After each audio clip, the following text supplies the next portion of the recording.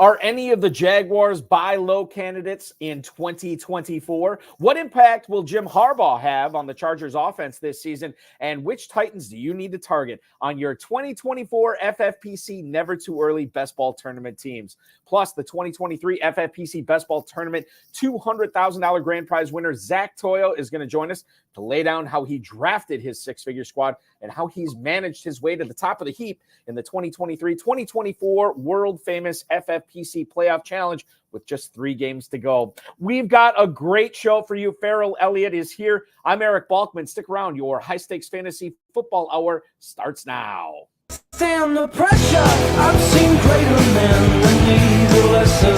Broadcast live and heard around the world, you are now watching the most entertaining hour of radio on the planet. Welcome to the High Stakes Fantasy Football Hour presented by MyFFPC.com with your hosts Eric Balkman and Ferrell Elliott. The High Stakes Fantasy Football Hour is your home for analysis from the best players in the world. And now, because no one else was available, here are Eric Balkman and Ferrell Elliott. Solace in the scripture. Are we not all our father's sons? I became a man. Nobody ever told me what a man was.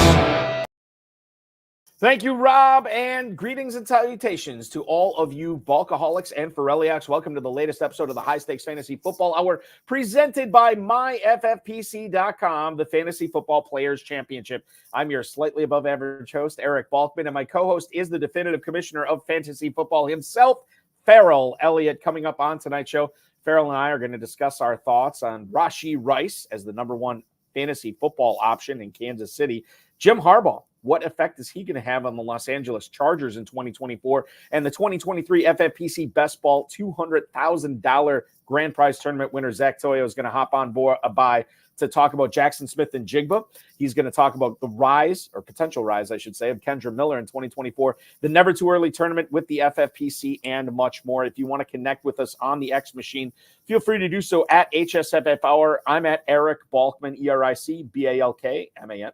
You can always learn more about Ferrell's Kentucky Fantasy Football State Championship at KFFSC.com, KFFSC.com. Post on our Facebook page and let us know what you think of the show. Let us know if you have any questions there, Facebook.com/HSFF. Or you can email the show at highstakesfantasyfootball@gmail.com. If you have any questions for us or for Zach, now is the time to send them in. We'll try to get to all the chat room questions, tweets, and emails in our fantasy feedback segment coming up later on in the show. Thanks to our audio engineer, my best friend Bryce, and our producer and mutual friend Rob. As a reminder, go to MyFFPC.com, MyFFPC.com, to play the Never Too Early Best Ball tournaments. These 2 tournaments are going to run up until the start of the NFL draft and conclude on April 25th. They're going to follow best ball slim rules. There's no kickers, no defenses, 20-round draft, 14-week regular season, and single-week elimination playoffs from weeks 15 through 17 before we crown a champion at the end of week 17. Drafts are available daily, 30-second, 60-second, 2-hour, and 6-hour clocks. Take your shot at either a $25,000 grand prize if you want to enter at a $125 entry fee in the FFPC Never Too Early tournament, or the FFPC Never Too Early Superflex tournament, $35 to enter that, and you can win a $10,000 grand prize. Go to MyFFPC.com to register for that. And while you're there, why not pick up some Dynasty Orphans? We have plenty of them available. Remember, we have been doing Dynasty for well over a decade.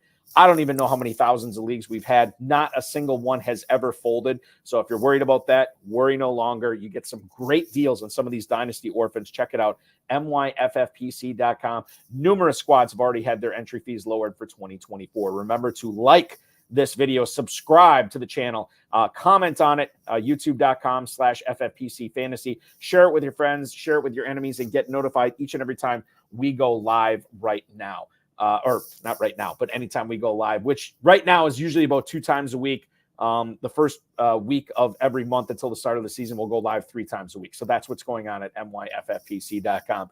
I have talked long enough. I am parched. I need a break. And who better to turn things over to, at least for the next few seconds, is my co-host with the mostest. It is Ferrell Elliott. Ferrell, welcome in. Happy January 26th, my friend. Hey, Balky, how are you, my friend? Yeah, I will have a few seconds of verbiage there while you cure your parchment.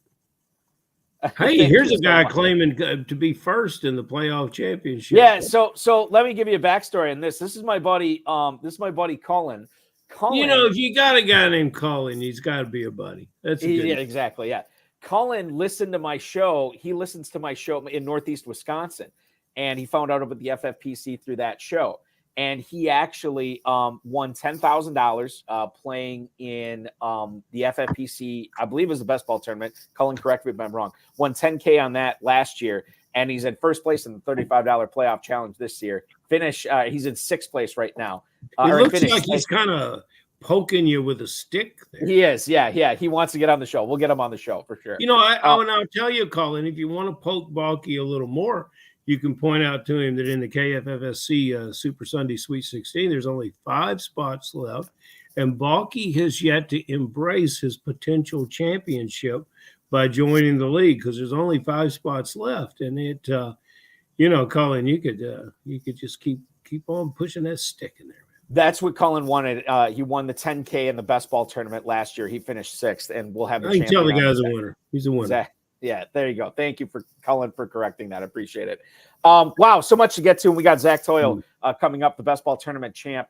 Let's talk about the news and notes around the NFL. Hey, the Carolina Panthers, Ferrell, they have a new head coach, and his name is Dave Canales, the former offensive coordinator for the Tampa Bay Buccaneers. Buccaneers went 9-8. Baker Mayfield had a resurgent season, throwing for over 4,000 yards, 28 touchdowns, and just 10 picks. They ranked 20th in points per game, 23rd in yards per game, but apparently that was good enough for Dave Tepper and the Carolina Panthers. The Panthers were the only team to interview Dave Canales, but this is a team that is paying, I don't know, 4 head coaches right now, 5 head coaches. So they are able to get Canales on board, and they don't have to pay him top of the market.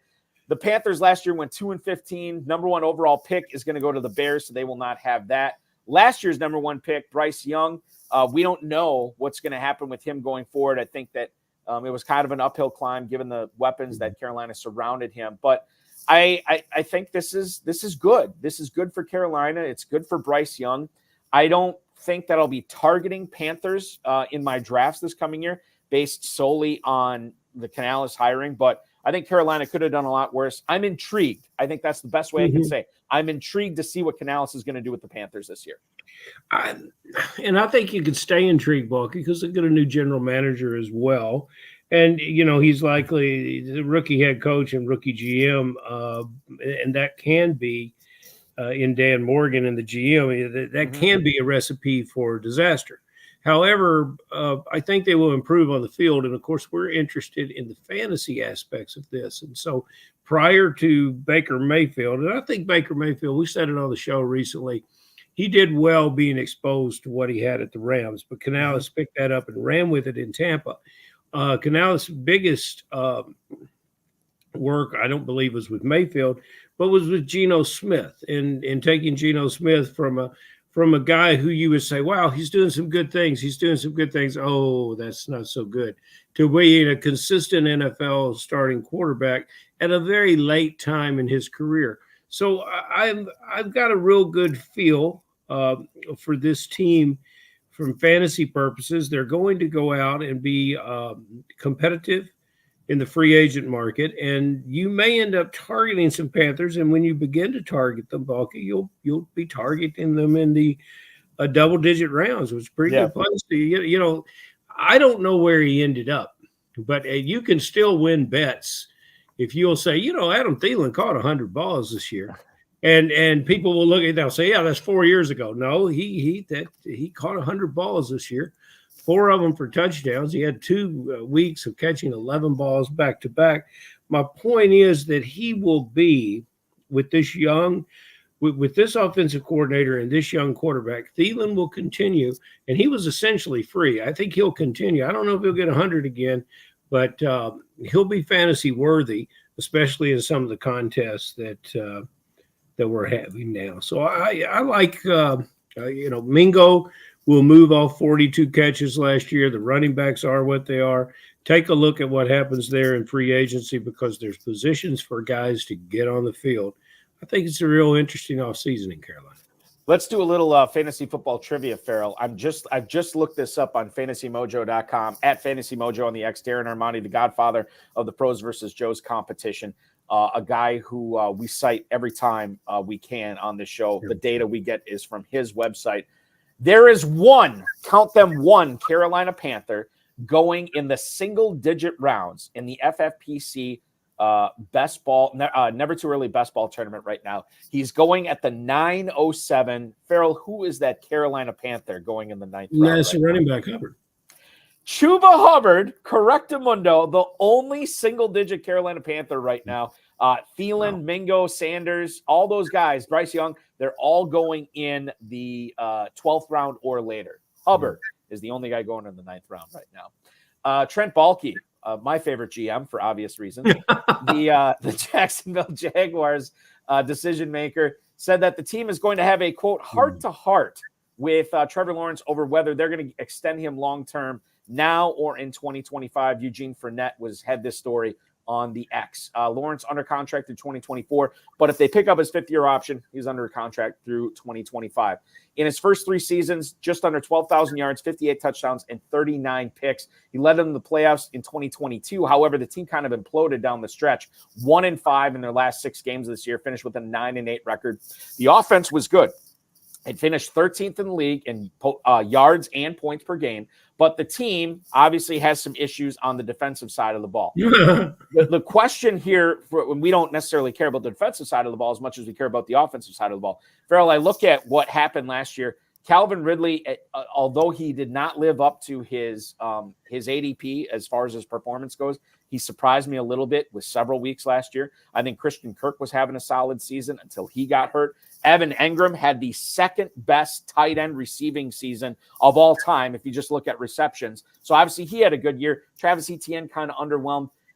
The Jaguars kind of let a lot of people down. My question for you is, what are we doing with the Jaguars in 2024? Can we get some bargains here, given how they finished at the end of last season? Can we actually cash in on some bargains with some of these Jags in FFPC and KFFSC drafts?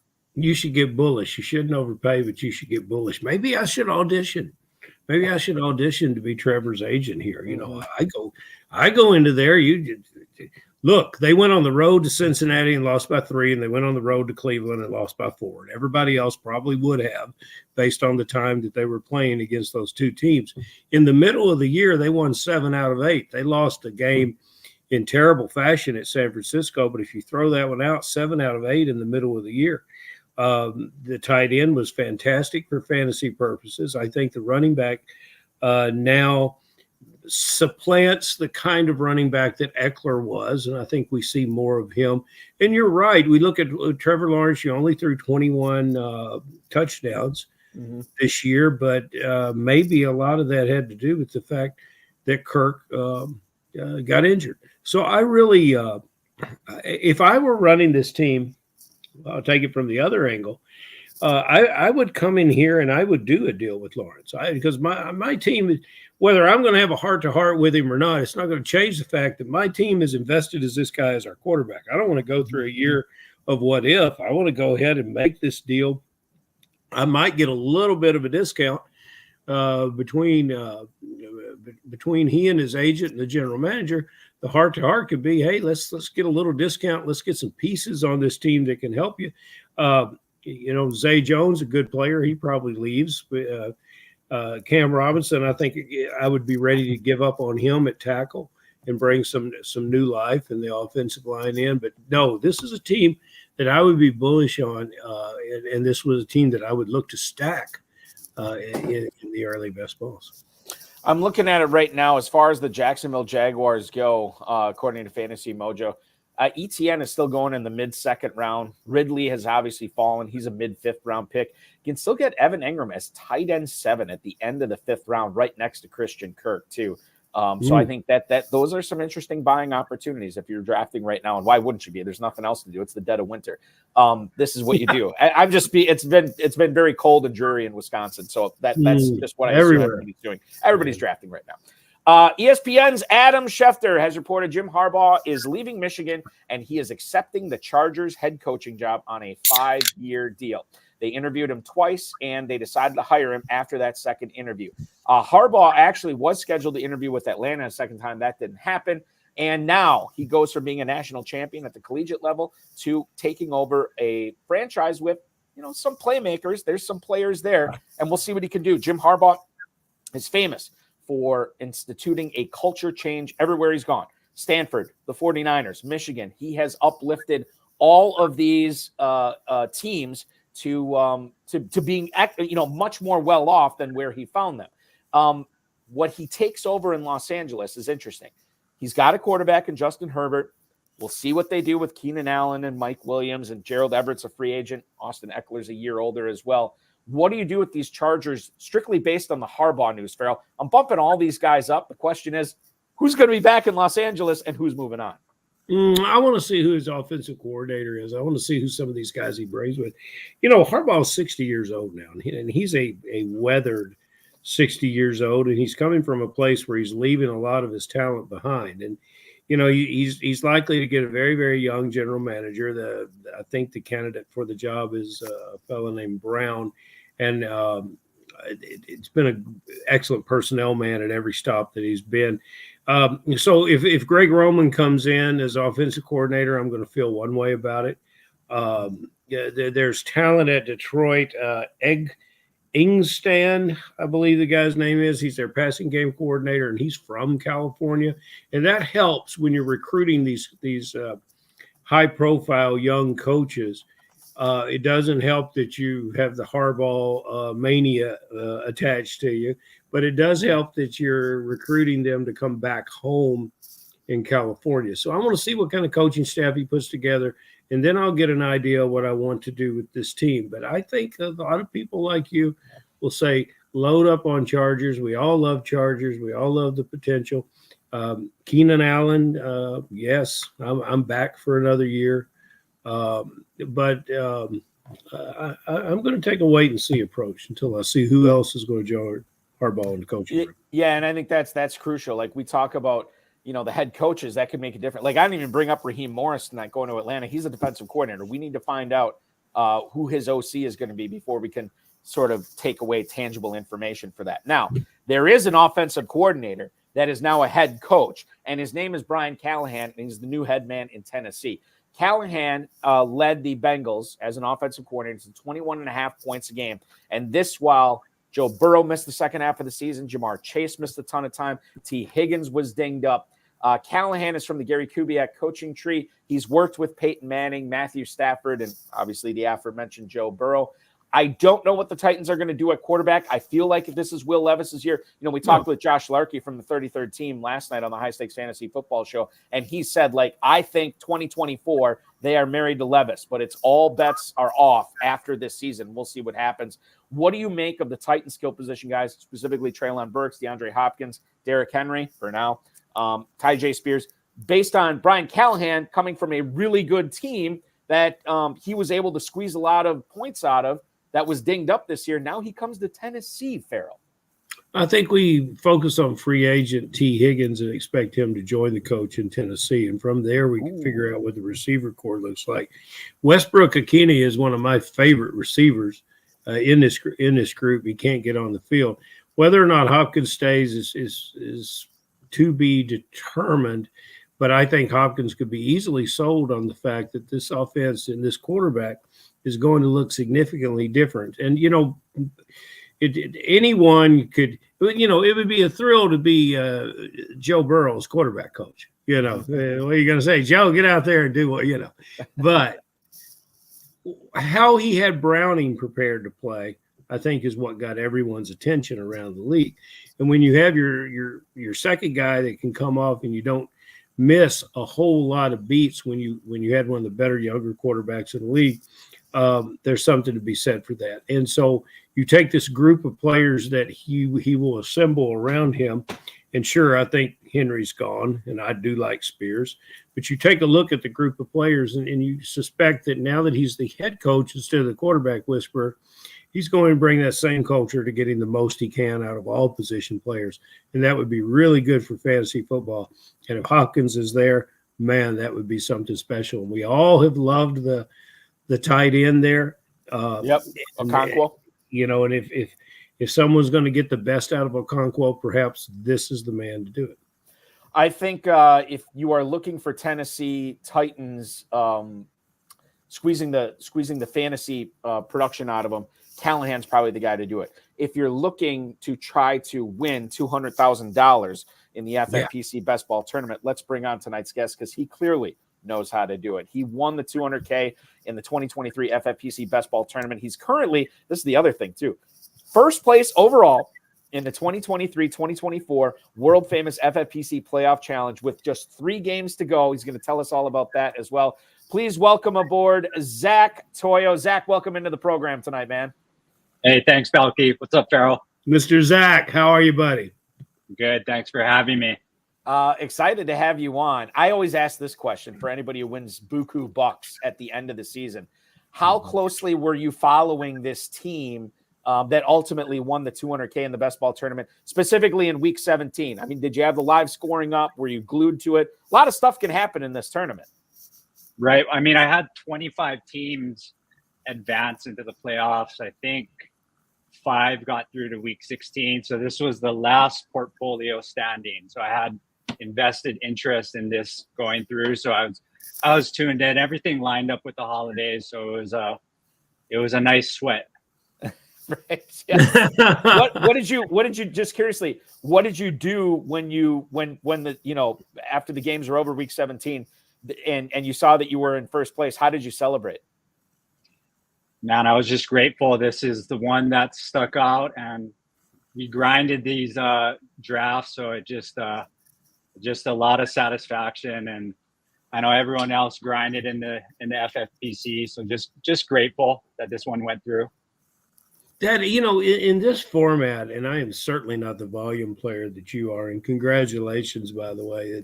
Thank you. When you believe in yourself and go out and when you realize that X amount of teams is not enough and you want to sign up for 5 more and you got a reason that you're picking so many, that's a compliment to your skill set. In my smaller territory, I get in a situation where I kind of get, maybe reckless might be a word for it, or adventuresome might be a kinder word.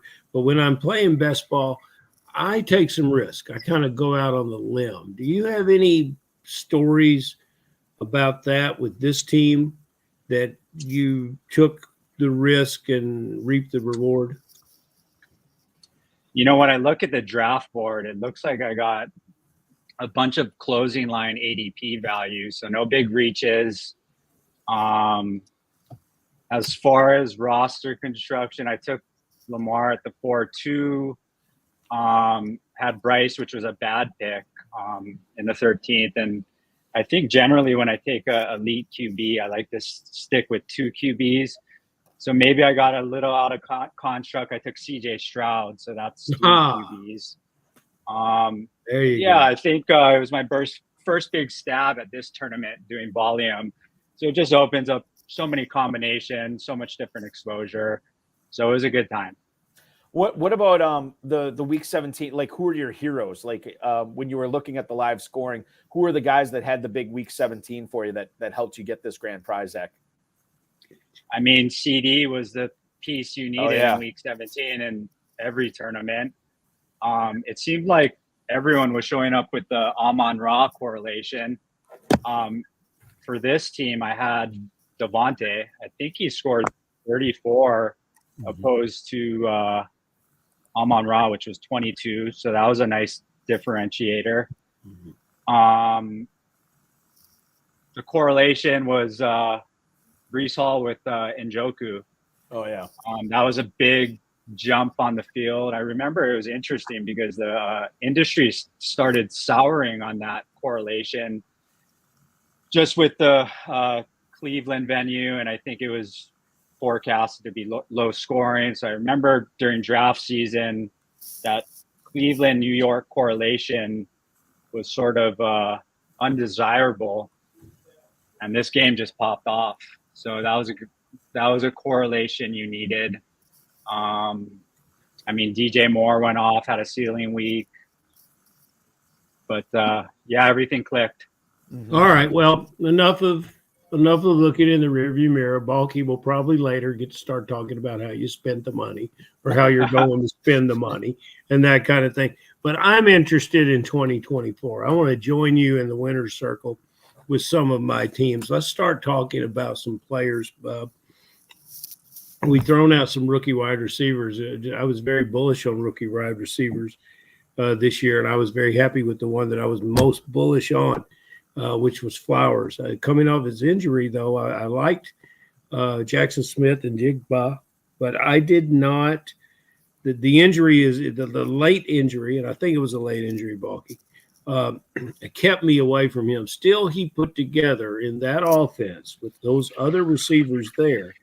He put together a 60-ish catch season, maybe pushing 70. And, Rookie season.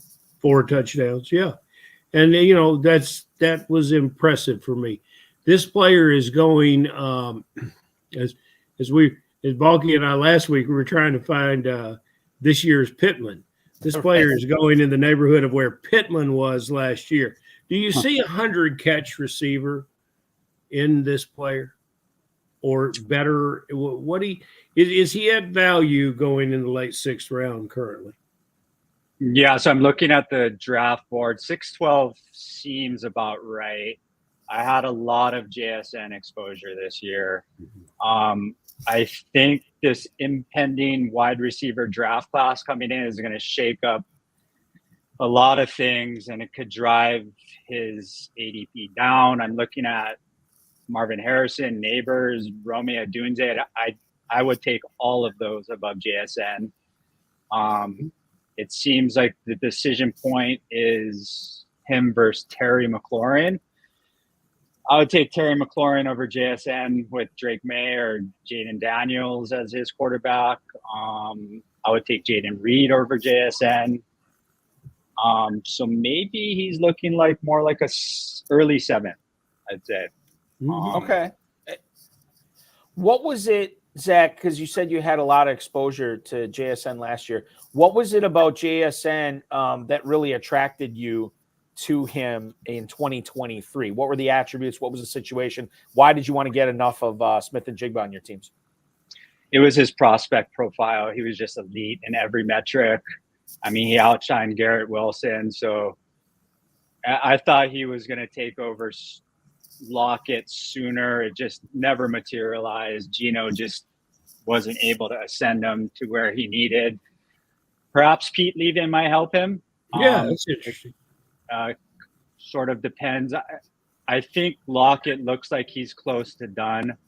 I don't think we're going to be talking about Lockett as the best wide receiver on the Seattle team anymore. So maybe that will move him up. If where is Lockett right now in the early? I can tell you that right now, thanks to our good buddy Darren Armani over at FantasyMojo.com. Tyler Lockett, he is wide receiver 49 at the 10-11 turn in the Never Too Early tournament right now, Zach. Wow. Yeah, I think Lockett was in the 9th round or 8th round this season. Well, he's universally the most underrated drafted wide receiver, and he's going to be and he's going to fall even more so this year. You're talking like I think you're right. I think it was like 8th round, or maybe early 9th round last year, Zach, for Lockett. And Zach, you get an attaboy from me because you brought up a Packer player before Balky did tonight. I bet you the next question you get is probably about Packers. Just watch. All right. Watch it happen right now. All right, just so you can lose that, Ferrell, I'm going to ask you a different question. How far are you into your rookie wide receiver analysis? I mean, I know you mentioned a couple of them this year. Is there any rookie receivers, and I know we don't know where these guys are going to end up, but you mentioned the prospect profile for Smith and Jigba. Is there any rookies coming into the 2024 season that you're kind of excited about, even as early as this point in the season? You know, I'm a Neighbors over a Dunze guy. I really like Neighbors. I think he's closer to Marvin Harrison Jr. as people think. I love the Texas wide receiver, Xavier Worthy. He's big on my list. Obviously, these are all 6'3" alphas as opposed to that Addison, Zay Flowers prototype that were so popular in last year's draft. So I'm looking forward to this influx of talent. But Neighbors is my guy. And it's good. It's good talent, guys. And I want to throw you a name right now. I want to throw you a name that'll probably end up going in the third round. And he's slow as Christmas, but don't let that bother you. I'm going to throw you Jamari Thrash, University of Louisville. I'm going to throw that out there for you. This is one of the smoothest wide receivers that will come in the game. And that's one of the things that I loved about Olave when he came into the game. I see elements of that game in this player. So I just want to throw you that one. You can take him in the 20th round, and then next year when you win, you can come on the show and talk about it. Zach, what about we got Mile High Luke asking about the Oregon receiver, another really tall guy, 6'2", 6'3" guy out of Oregon, and Troy Franklin. Any thoughts on him? I haven't done the Troy tape yet, but I hear he's a player. Yeah, and I'm gonna be honest with you. I know the size. I know he's talented, but this is like the Midwest bias, right? Living in Wisconsin, I don't see a whole lot of West Coast stuff, so I probably need to brush up on my Troy Franklin as well. That's no problem. Speaking of Midwest bias, let's get to that Packers question now, Ferrell. Luke Musgrave and Tucker Kraft this past year, Zach, second round and third round respectively in the NFL draft. I heard a lot of smart people say that Kraft is actually the tight end that you want to own for fantasy long term. Now, Musgrave played over Kraft. In fact, Kraft hardly got in the game until Musgrave ended up getting hurt at the end of the year. And then Kraft went on a roll. He looked really good, got a lot of targets. I don't think he's the downfield threat that Musgrave is. But if I was to tell you, and I'll tell you the truth, I'm not lying when I say this, in the Never Too Early tournament right now with the FFPC, Musgrave is tight end 16. He's going at the end of the 10th round. Tucker Kraft is tight end 22. He's going in the middle of the 12th round. So you're looking about a round and a half separation, 2 rounds between those guys. Which Green Bay Packers tight end are you more likely to have shares of this year than the other, Musgrave or Kraft? Well, Balky, this best ball team that won the tournament had Tucker Kraft. So you already knew. I actually ended up with 20% Tucker Kraft, which was probably one of the most degenerate exposures in the best ball landscape. I became intrigued with him just with the Dallas Goddard, South Dakota comp. And he became an auto pick. I think in the 20th round, I was clicking him every time in this early phase of the best ball draft. I think at one point I had about 60% Tucker. And I was like, this is getting out of hand. And I think I went to Dane Brugler's Beast Encyclopedia, which is like a 300,000 word essay on all these prospects. And I had to check Tucker out. I think Brugler had him above Laporta. And then I went to Musgrave's profile, and apparently he was a ski prodigy and swept 3 events,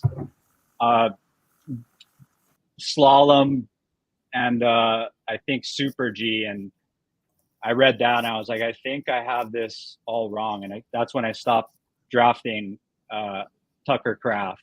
But and I think a couple weeks later, Musgrave, the beats, was like Musgrave's light years ahead of Tucker, and he seized the job. But to answer, I'm a Tucker guy. I think I'm taking Tucker in the 12th. He's more dynamic with the ball in his hands, and I think he can close the gap on Musgrave with his route running ability, where Musgrave seems to have the edge. But yeah, let's say Tucker. I think the other thing with Musgrave has struggled to stay healthy, and I know it was kind of a freak thing his last year in college. And he gets down the seam a lot better than Kraft. I don't know if that's a skill that Kraft can develop, but I do know that Kraft did more with his opportunities than Musgrave did over the course of the season. Both these guys are coming into their second year. We'll see what happens. But I think, like, if you look at what they did with the ball when given the opportunity, Kraft squeezed more fantasy production than Musgrave out of that. Packers may not see it the same way, but that's beside the point. Agreed. So that was the Packers tight ends. Players that are coming into their sophomore season. Ferrell, there's another guy coming into his sophomore season down in the Big Easy in 2024 that we should talk about. I'm a Musgrave guy. I just got to go on record. Duly noted. I just want to tell you guys I'm a Musgrave guy. And I want to say that Zach, you gave my favorite answer. You said regarding the Oregon receiver, most people will come on the show and they will say, I have not done my research, secondary research. You said it made a guy that has a scouting element in his whole life of football just really smile when you said, I haven't watched the film on that player. Now that I like that very much. I appreciate that very much. And I'm going to ask about some players maybe that, because I love talking about players that we all love, or at least, like Kraft. You guys love Kraft. I want to ask about this player because I don't see it. I didn't see it particularly in college. I thought it was too little of a sample. And I didn't like it with his landing spot at New Orleans, and that's Kendre Miller. And I don't see it. He didn't catch anything. He didn't necessarily rush for anything. He had probably one of the flattest seasons of any first and second day draft pick at a skill position, at a running back position. Your thoughts on this player? Balky, were you looking at my exposures? Because I had a ton of Kendre. Listen. But how the hell did you win? It's just, my goodness. Here's the thing. This team didn't have Kendre. Here's the thing. When I'm crafting questions, I want to make sure we're talking to you about players that you were definitely into. And I know that was 2023, and you may feel differently about 2024. But I know you liked I know you liked him last season, Zach. And he sends me 40 questions, and I pick the 4 or 5 that I want. That's what it comes down to. All we want to know is if your like for Kendre Miller last year is going to carry over to this season. Kendre had some bad luck with injuries, and I think whenever a rookie gets injured, he was injured in preseason, and it just kept mounting. So I don't think he really had a fair shot to impress the coaches.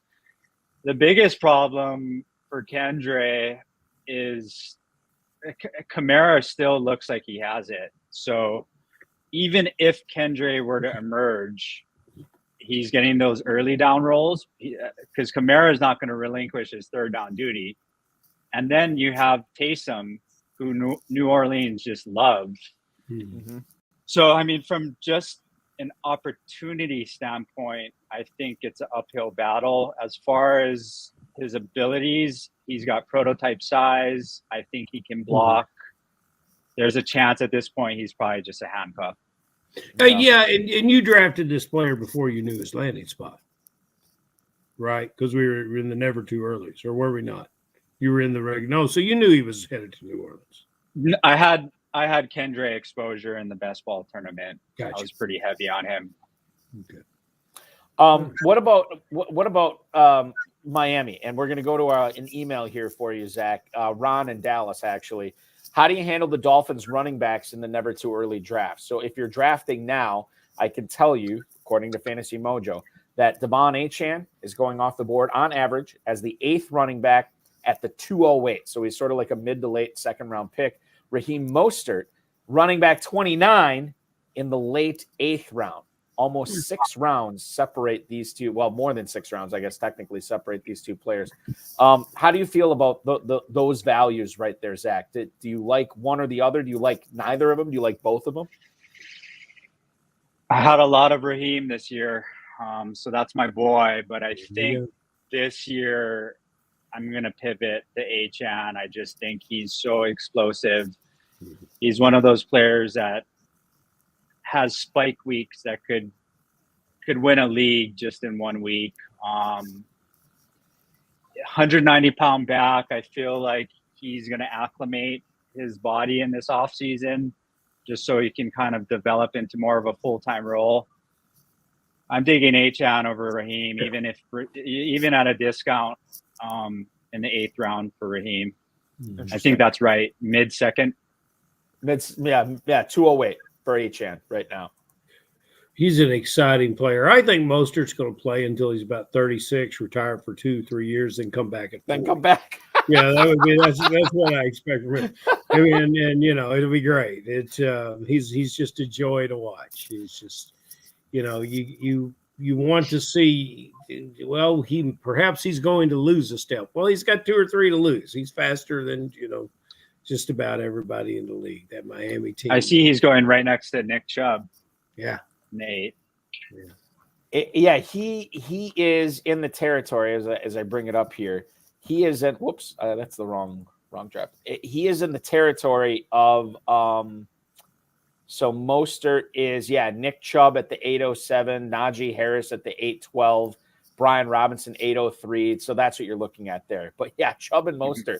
Who would have thunk that they would be right next to each other in 2024 drafts? One more email here for you, Zach.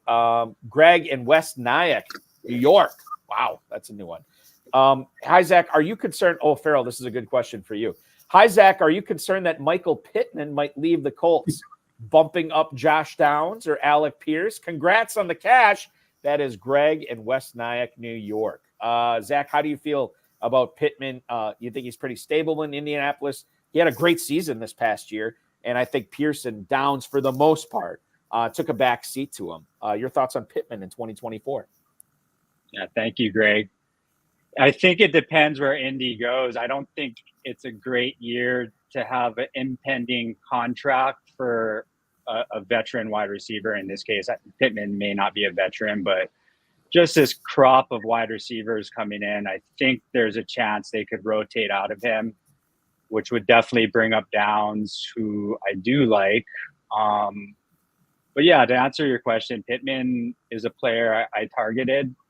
I think Anthony Richardson will continue to develop. So, if he sticks around, where is he going right now, Balky? Pittman? Yes. Pittman is going right now. This is the never too early tournament. No kickers, no defenses. 20-round drafts. Michael Pittman's current ADP in this format is at wide receiver 17, and he's going in the middle of the 3rd round, 307. Wow. Is he going that high? He's going that high. I thought he had 5th round placed all over. Guys, he's not going anywhere. Indianapolis will tag Ferrell, that's the problem is people have been listening to you, and they keep bumping him up higher and higher. Don't draft Pittman. No, he's going to be in Indianapolis. Zach is right. With what he's going to do with Richardson, it will be a beautiful thing, and they'll put a franchise tag on him, and that'll take care of that. Downs in the 9th, Pierce in the 16th right now for the Colts. So, I like think Downs in the 9th. Yes. Why and is it just because of the flashes that he showed in 2023, and then the value is there for you there, Zach? I think it's a little rich for me for Pittman in the 3rd, even though he showed signs to earn targets and he had a great year, but that's a little too rich for me. You're assuming that he is going, if you're drafting that high, you're assuming that his game is going to change and that he's going to find the end zone. And I'm not sure that's going to happen. He's I don't know if he's a double-digit touchdown maker. Ferrell, I am fresh out of emails, and we have not talked about the world-famous FFPC Playoff Challenge yet, and we have the leader in the competition on the show tonight, which is exciting. Yeah, you just keep doing it. It's great that you're so good at these differing formats. Now, this is a format that I've never had a great deal of success with. So I want to ask you this: how many teams did you play? So the best ball tournament win allowed me to roll things back into the FFPC ecosystem. So I did 80. Okay. All right. Well, that's good. That's good. I did one. And I was so excited at 330 last week. I was in 2nd place, and now I'm in 200 or something. But hey, congratulations. What is unique about your first place team? What commonalities does it share with other teams of yours that we might see you move in and monopolize the top 10. It would be great. Yeah, this is a Tucker team, a Justin Tucker team, which is pretty unique, I think. I was pretty surprised. Tucker came in at around 9% ownership. I thought he was going to come in more at 15. I thought he was great leverage on Lamar. And all that needed to happen was him stay even with Likely and Zay in the first week. And now what's sort of occurring is how everything broke. You sort of create an extension on the timeline where you're getting chased down by all these Lamar teams. So this team has 1 week left, and it needs Kansas City to beat Baltimore, or these Lamar teams are going to come down and they will chase this top spot down. And the top 10 has a bunch of Tucker teams with Houston D and my combination of Amon-Ra and Kelsey. Balky, Zach's, the way things are going for Zach, I would expect Tucker to at least rush or pass for one touchdown in the coming week. He'll actually, something will happen. It's going to be great.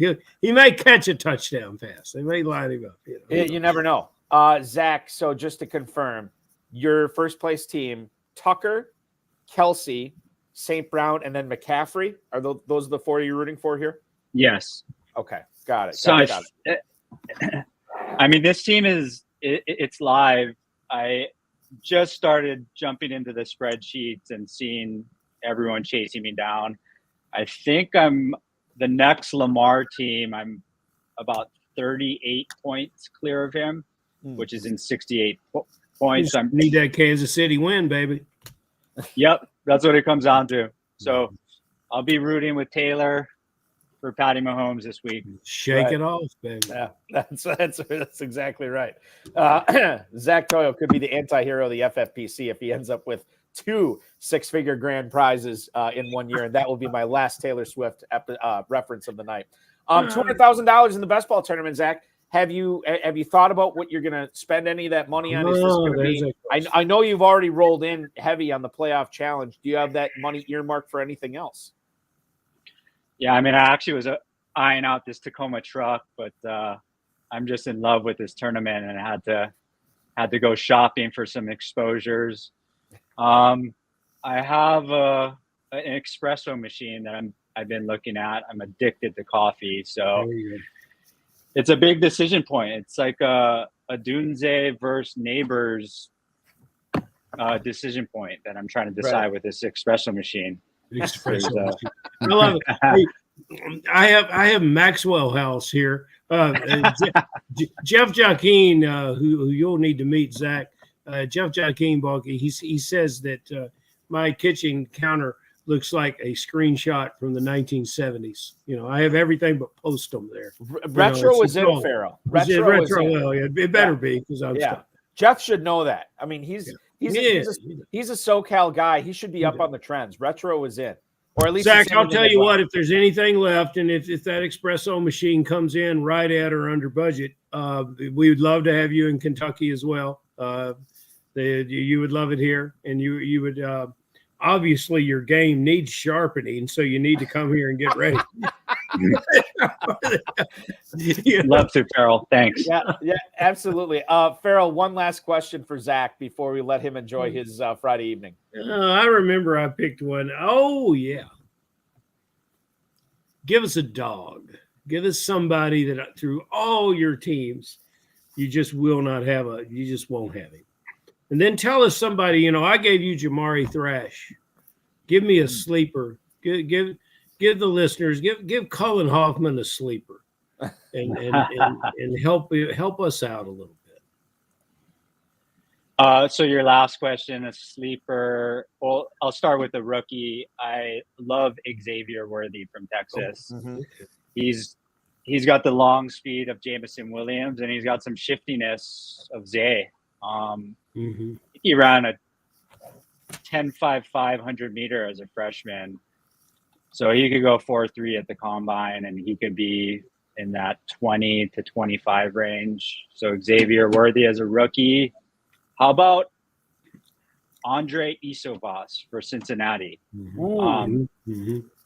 Good play. Depending on what happens with T, my lean is that I think they may move on from T. And this guy is a supreme athlete. We could be looking at the next Puka. Maybe There not you go. to that extreme, but Just a good thought. We brought him up on the show during the year once. And Nobody else. I can't remember if I said this or not, but in a lot of my dynasty leagues that I was in, Zach, for the last waiver wire run of the season, I was picking up Iosivas as just like a guy that we'll see what happens, like as one of my last roster spots on the league. And if Higgins moves on and the Bengals don't do anything, maybe this is because I'm a Packers fan and I've seen how the Packers have treated when they've had an elite quarterback where they just kind of poo-poo the offensive weapons and they expect the quarterback to do everything. You could see that in Cincinnati, right?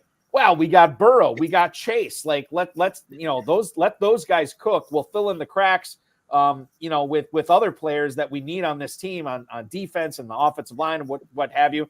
And maybe all of a sudden Iosivas, I'm not saying this is likely, but he could be the number 2 receiver when training camp opens. You never know how these. So more than zero chance. There's a non-zero chance of Iosivas being the number 2, non-zero chance of him being the number 2 receiver. Where's Iosivas being drafted here? I will look that up. And by the way, I was going to tell you this. 32nd round.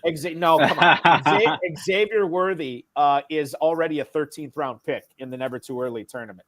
So there's that. Iosivas is 19th round, mid-19th, wide receiver 92 is where he's going right now. Puka territory. Basically free. Yeah, it is Puka territory for sure. Those are the players you like, Zach. Is there a player that you're going to stay away from? We already heard Pittman was too rich for you. Is there anybody else that's too rich? Man, I'm assuming this might be a common answer, but Kyren, I think he's slated in the first round. I just don't have the confidence Kyren can sustain this production over 17 games. I mean, he already got injured through a period of this season. I faded him this year, which was a mistake, and I think I'm going to continue to fade him, especially if he's going in the first round. I love the way you talk about fading players and making mistakes. It proves that you don't have to be perfect to be successful. I'll hear guys in the hallways at Planet Hollywood, "Oh, you got to have the perfect draft, man. You got to." No, you don't. You just got to do the best you can put it together, and then to change it if you made too many mistakes. But I really like the way you approach this.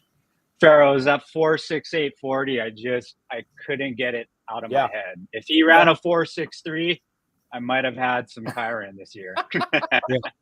Well, you watch the film, watch how the players move. The 40 times can be so tricky and so misleading, especially if they aren't trained on how to start. Because if they start wrong, the clock starts fast on them, and you can trust your eyes better than you can trust that 40 number. Williams is one of those guys. I was the same way. I don't want to rehash it. I've been saying it on this show for months.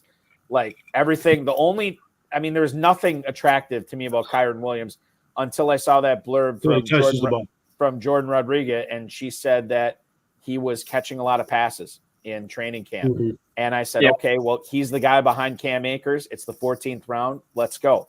And I drafted him in a bunch of spots there until I got into too many leagues with Adam Krautwurst, and he started snaking him in the 12th and 13th round. And that's stinking Krautwurst. Yeah, that happens. But that's why. I mean, it was never about talent. It was never about the athletic profile for Kyren Williams. It was about opportunity. And sometimes opportunity can be just important. Now, that said, Zach, I'm with you. Running back 5, 111 for Kyren Williams. I don't know if I can get there this year. But certainly it's good to hear you say that, because clearly you know what you're doing. $200,000 winner in the 2023 FFPC Best Ball Tournament. The guy who is leading the chase for $500,000 in the 2023-2024 FFPC World Famous Playoff Challenge. first place right there as well. Go enjoy the games on Sunday. We're excited for you. We're rooting for you. Hopefully you can pull this off. It would be quite the feat to pull off 2 six-figure grand prizes in the same calendar year, basically within like a month and a half of each other, Zach. Would be a truly amazing feat, and we're just so fortunate to have you on the show tonight. Thank you so much for your expertise and your insight, and go enjoy the rest of your weekend, my friend. Thanks, Balky. Thanks, Ferrell. You got it. That is Zach Toyo, ladies and gentlemen, the champion of the 2023 FFPC Best Ball Tournament and leading the way in the world-famous playoff challenge with just 3 games to go. How about we answer some emails here, Ferrell?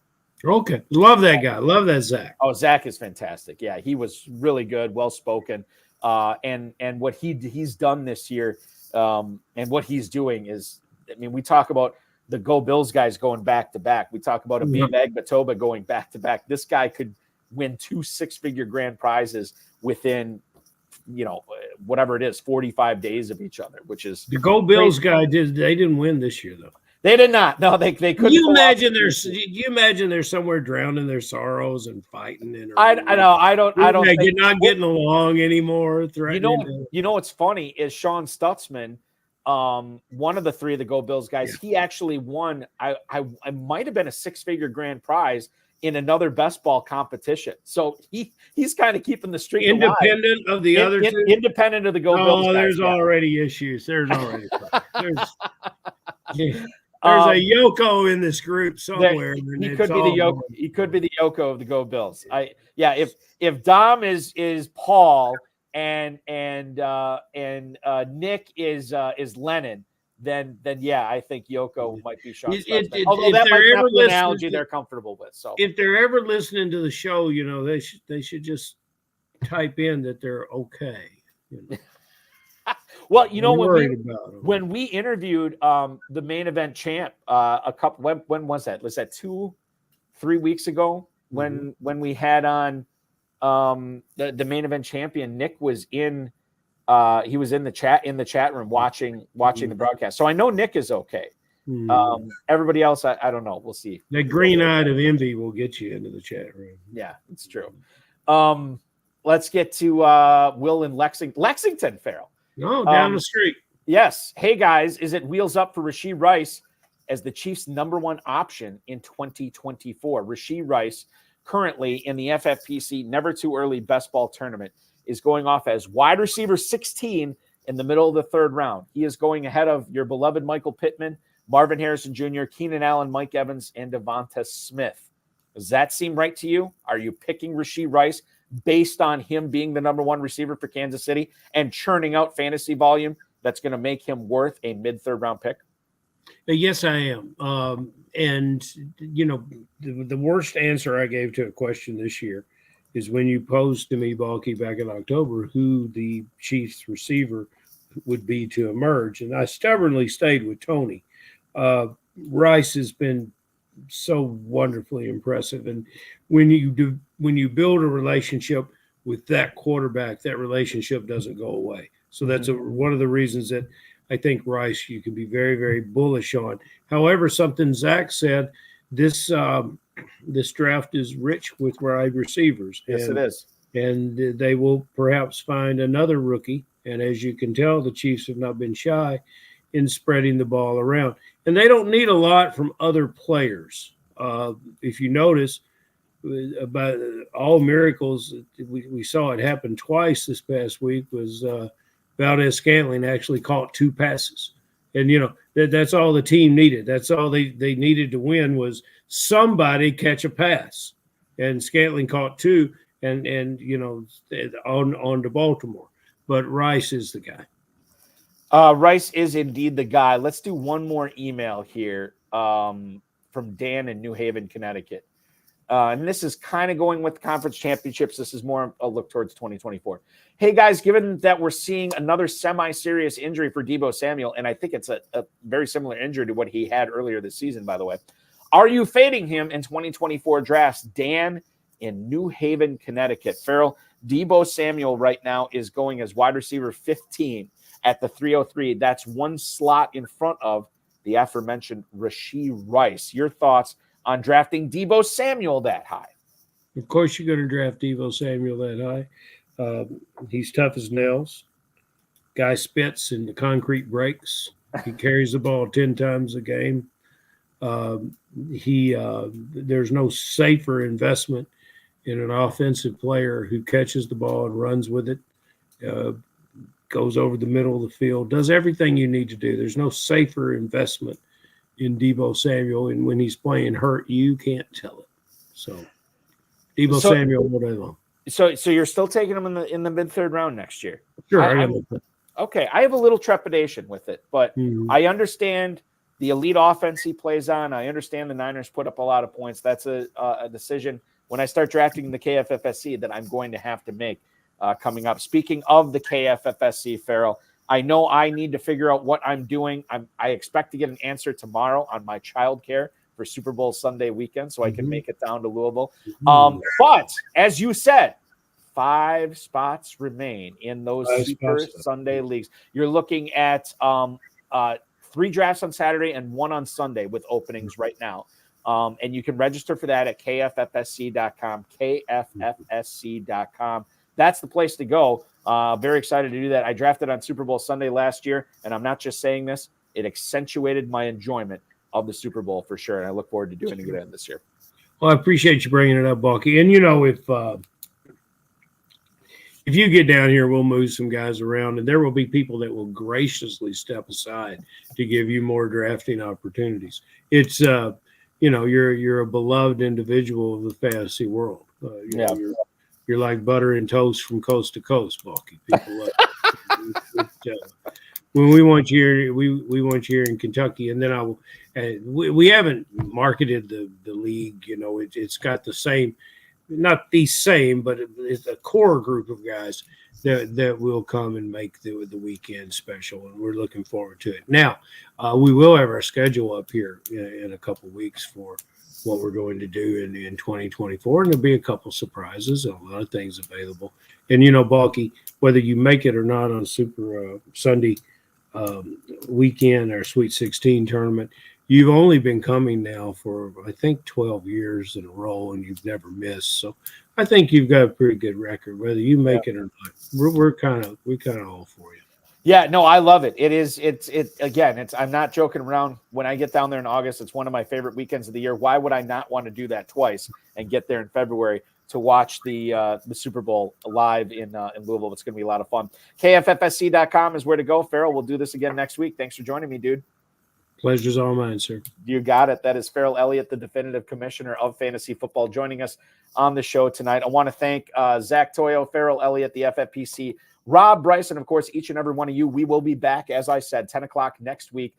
Same bad time, same bad channel on the FFPC YouTube and the FFPC socials. In case you missed the High Stakes Fantasy Football Show last night on the Better Sports Network, check it out on any of the FFPC socials as well as YouTube. The archived video is there both on the FFPC and the BSN channel. 33rd Team's Josh Larkey joined me.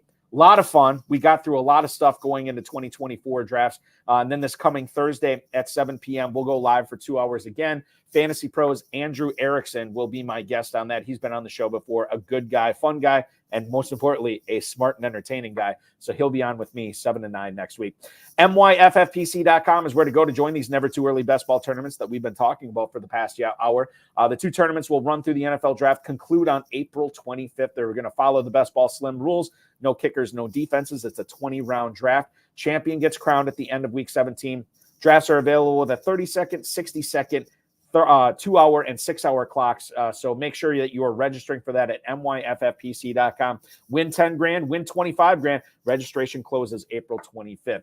Also, myffpc.com, myffpc.com is where to go if you are one of those fantasy football, can't get enough of it. Play fantasy football 365 days a year with the Dynasty Orphans that we have right now at myffpc.com. There are a ton of those that have been discounted. You get some great deals on them and begin your dynasty now. myffpc.com. Just click on the purchase button next to any of those teams that have the entire roster and the draft picks listed there. Like I said, a lot of good deals. Check it out, myffpc.com. Remember to like this video, subscribe to the channel, comment on the video, share it with your friends, share it with your enemies, click the notification bell so you get notified anytime we go live, which will be once again next Thursday, 7 o'clock, Fantasy Pros, Andrew Erickson and myself. And then Friday night, 10 o'clock, myself and Ferrell Elliott and another great guest will be joining us. Maybe Cullen Hoffman. You never know. That is coming up next Friday at 10 o'clock. Thanks for watching, everybody. Your weekend officially starts now.